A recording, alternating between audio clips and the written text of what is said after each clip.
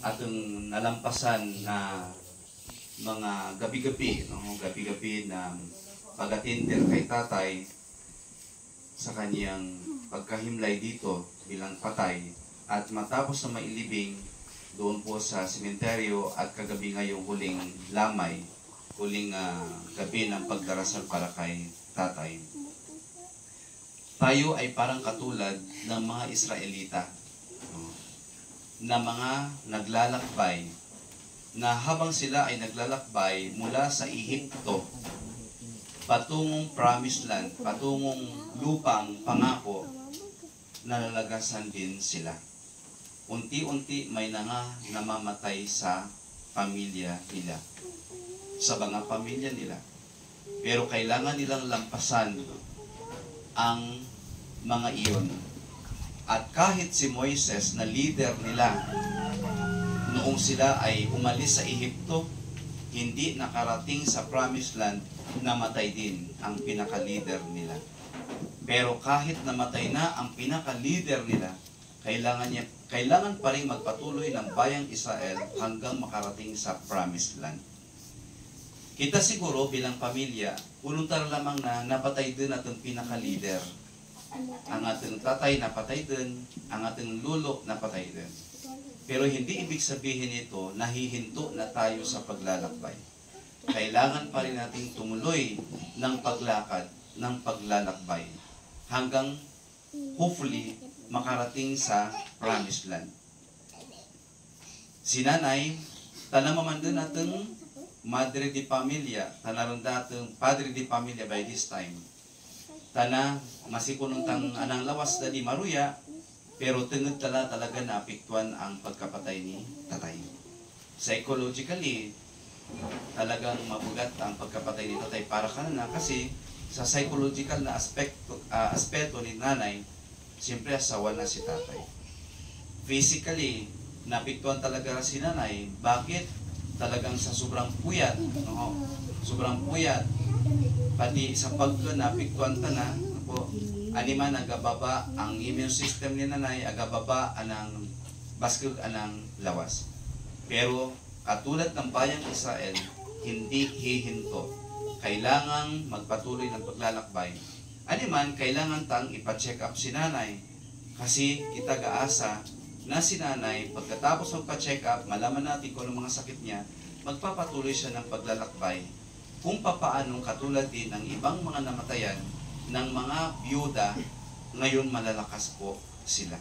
Dato tingan doon para kay nanay. Yun yung inaasahan natin para kay nanay. Ikalawa, bilang pamilya, na po, nakita po natin kung gaano kahalaga kapag marami ang bahagi ng pamilya. Amen? Alam natin kapag marami ang miyembro ng pamilya, maraming nagtutulong-tulong. No? Hindi man lahat na ibubuhos ang lahat ng tulong, pero ano ibig sabihin? Napupunuan ng bawat isa ang kakulangan ng bawat isa. Kaya mahalaga pa rin, mahalaga pa rin na marami tayo bilang pamilya. Mas marami, mas maganda. Amen? Ayan. Mas marami, pwedeng magtulungan. Pwedeng magbahaginan ng lakas. Tayo bilang pamilya, maswerte po tayo, mapalad po tayo, kasi sa nangyaring ito, sa totoo lang, sa nangyaring ito, ang kailangan na lang natin ay lakas. No? Ang kailangan na lang natin ay lakas. Kasi binigay na ng Diyos ang mga bagay na kailangan natin para maitawid natin ang ating pamilya sa ganitong sitwasyon. Kaya ang kailangan talaga natin ay lakas. Magbahaginan ng lakas. Magtulungan sa mga gawain. At naipakita naman natin yan na nagtutulungan tayo sa mga gawain. At hindi lang maiwasan na kung minsan may may napapagalitan, kung minsan may napagsasabihan, pero yan ay bahagi na lang ng dito. Normal na lang yan sa atin. Kumbaga, hindi na natin yan masyadong pinapasok sa dibdib natin na, uy, ako pinagalitan, uy, ako pinagsabihan. Kundi part na lang yan ng ating sama-sama sa dami po natin. Hindi talaga magiging perfect na tayo ay okay lahat. Pero kagandahan, when nagtapos kita sa maging okay naman, no, ang lahat-lahat. Pangatlo, makikita po natin, napakahalaga ng relationship. Mahalaga ang magandang relasyon sa pamilya. Siguro kung kami magkakapatid, watak-watak, kung kami magkakapatid ay hindi magkakasundo, iwan ko lang, sobrang hirap para kay nanay. Sobrang pagod para sa isang ina, namatayan ka na nga ng asawa, yung mga anak mo watak-watak pa, yung mga anak mo gulong-gulo pa. Pero si nanay, malakas ang loob niya, sa kabilang wala si tatay kasi alam niyang kami magkakapatid, kami ay magkakasundo. Kami ay buo. No? Hindi na iniintindi ni nanay kami magkakapatid kasi alam niyang kami ay buo. Maayos kami magkakapatid. Kaya ito rin po ang kagandahan na sa mga may kanya-kanyang pamilya na, see to it, laging iisipin, mahalaga ang relasyon. Hindi perfect ang relationship, pwedeng mag-away, pero ang pinakamahalaga, ibabalik pa rin ang ganda ng relasyon. Kasi ang ganda ng relasyon, yan ang magdadala sa atin at mag-aangat sa atin kapag hindi maganda ang karanasan. Kaya si nanay, tingnan nyo, kahit papaano pwede natin sabihin, si nanay, malalampasan niya ito. Kasi hindi niya tayo isipin. Ang iniisip niya lang ngayon, namatayan siya ng asawa. Hindi niya iniisip ngayon, kung mga bata di pa marambol pa. Nagrarambol ang mga anak. Lagi nag-aaway. Hindi niya iniisip yun.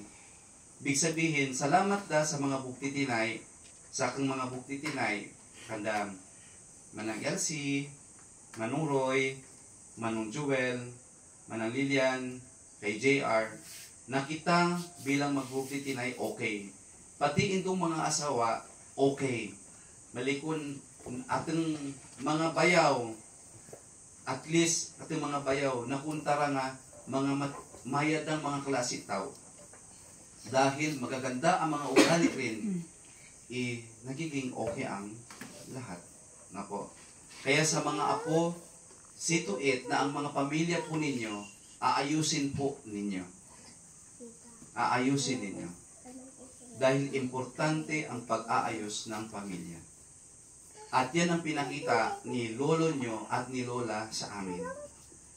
Ang maayos na pamilya. Maayos na pamilya. Kaya kahit sa mga mana, ang mga mamanahin namin, klaro na sa amin kung ano ang mga mamanahin namin. Ang mga lupa, klaro sa amin kung ano mga lupa namin, na hindi namin pinagdidiskusyonan ang mga tungkol sa lupa. Kasi noon pa man, klaro na sa amin, ito'y sa'yo, yan sa'yo, yan sa'yo.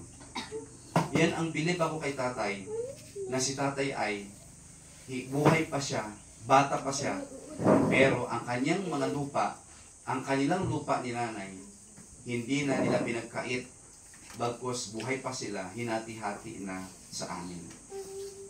At dahil ganon, ang estilo ni tatay, hindi kami nahihirapan. Bagkus ay, klaro na rin sa aming kakapatid, asaan ba ang sa amin dyan? Asaan ang sa kanila dyan? Magaan, magaan sa mga ganong bagay. Kaya, ang bilin ko sa ating pamilya, magpapatuloy po tayo ng paglalakbay na mayroong malaking pag-asa sa kabilang nawala na ang ating pinuno. Nawala na si Moises sa bayang Israel. Nawala na si tatay sa pamilya natin. Pero nandyan si nanay na magpapatuloy para sabihin sa atin, dito tayo dadaan. Ito ang ating dadaanan. Dito tayo tutuloy bilang isang pamilya. Animan sa kanito bilang mga bata, lagi nyo lang tatandaan, kahit may gulo sa pamilya, ang pinakamahalaga pa rin, lampasan ang gulo. Magkabati, mag-ayos ng buhay, magkasundo-sundo. Kasi darating ang panahon, hindi tayo laging sa estado na dapat nag-aaway. Dahil hihingiin pa rin balang araw ang ating pagiging buo. Kaya mas maganda ng buo lagi kaysa wasak na pamilya. Amen? Amen. So, si Lola ay